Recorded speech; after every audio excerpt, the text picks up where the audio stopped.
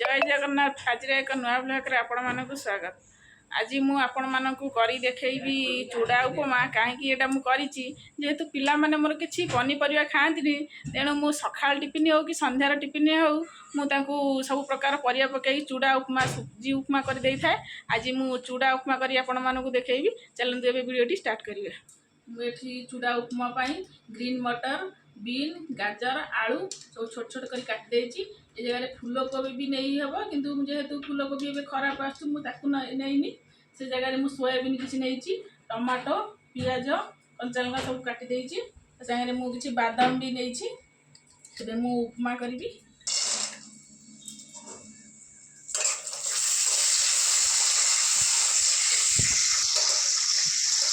बादाम के भाजी दूसरी बादाम भाजी बाहर पकड़ी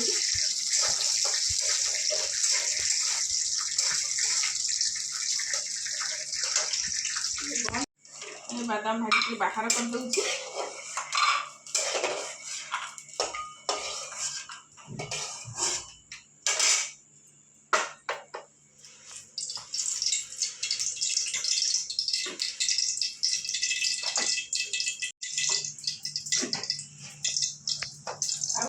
जीरा टे पकई दूसरी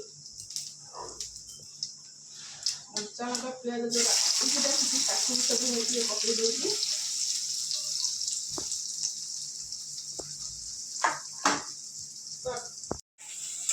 अल्प टे भाजी काटी रखी परिवा को सब पकईदेवी किसी भी मसला मसली देवेनि सेमती करी। पिला माने किसी पनीपरिया खाआंतिनी तेणु खरा दिन भी होगा मसला मसली भी बहुत खराब। सब घर खाद्य देवा सब चेष्टा कै दिए भी परिया काटी रखी पकई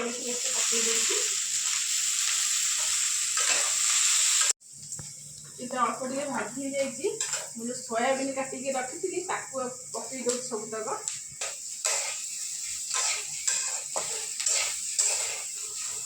भल भाव भाजी होगला चूड़ा टमाटो सब पकईबी चूड़ा को घोरे देखी किसी समय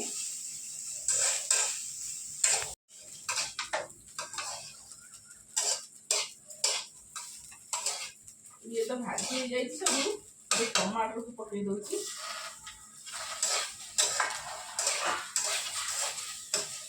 टमाटर पकई सारा मुझे लुण पकई नी लुण ए पकई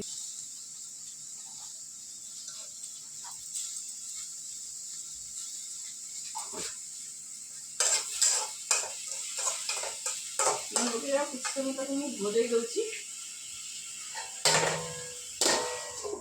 भल भाव भाजी हो जाए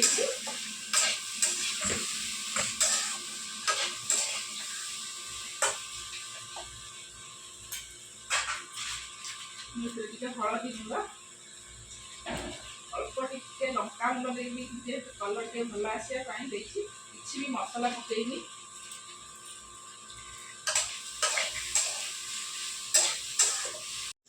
गोटे कप चूड़ा नहीं चूड़ा को भल भाव धोईदेवी।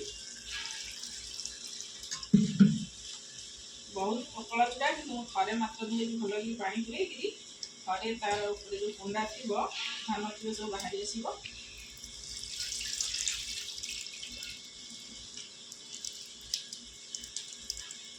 चूड़ा को पकई दूसरी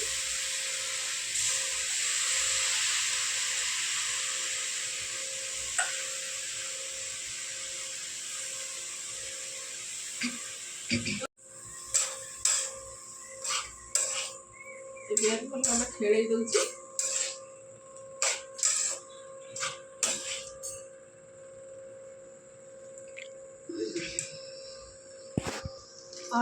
अल्प चमच चीनी पकई दूसरी।